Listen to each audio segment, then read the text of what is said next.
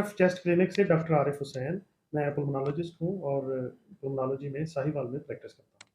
मेरे साथ है उस्मान और आज हम बात करेंगे कि जो ड्राई पाउडर इन्हेलर है, उसको सही तरीके से कैसे इस्तेमाल करना है। ड्राई पाउडर इन्हेलर जो हैं, वो इन्हेलर्स की किस्मों में से एक किस्म है। तो आज हम डीपीआई इस्तेमाल करने का जो सही और मौसर तरीका है, उसकी एक डेमोन्स्ट्रेशन आपको देंगे। डीपीआई को मुख्तलिफ डिवाइसेज़ में इस्तेमाल किया जा सकता है जो डीपीआई कैप्सूल्स हैं और पाकिस्तान में काफ़ी डिवाइसेस अवेलेबल हैं। उनमें से 1 या 2 आज हम डेमोंस्ट्रेट कर देंगे कि आप कैसे इस्तेमाल करें। बाकी जो डिवाइसेस हैं, मोर और लेस उनका तरीका भी इनसे मिलता-जुलता ही है।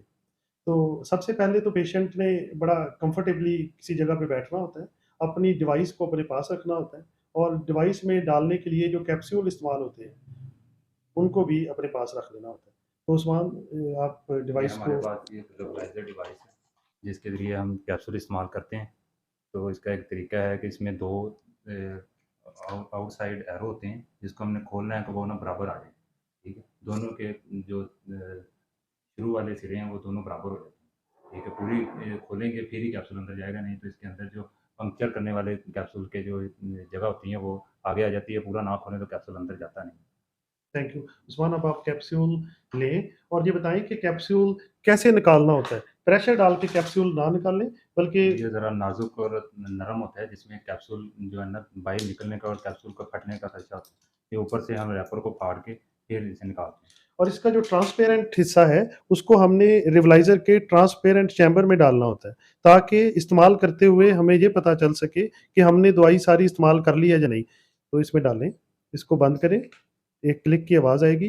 अब आपने थोड़ा-सा ऊपर को मूव करना है ताकि आपकी एक तो साँस की नाली में जो है वो सीधी हो जाए और ऊपर से जब आप दवाई को नीचे खींचते हैं, तो उससे ग्रेविटी का इफ़ेक्ट भी आता है। तो उस्मान थोड़ा-सा ऊपर देखते हुए इसको ज़ोर से खींचें। जब आप ज़ोर से खींचेंगे तो एक साउंड आएगी और जो कैप्सूल आपका इस्तेमाल हो जाएगा और दवाई आपकी साँस की नाली में चली जाएगी। और इसके बाद थोड़ा-सा साँस रोकना होता है और फिर नाक के ज़रिए साँस निकाल देना होता है।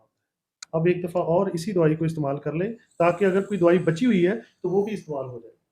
तो इसकी जो साउंड है, वो भी आपने सुन ली और उसके बाद आप थोड़ी देर साँस रोकेंगे और फिर साँस बाहर निकाल दें।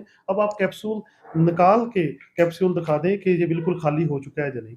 तो ये देखना भी बड़ा ज़रूरी है कि कैप्सूल खाली हो चुका है या नहीं।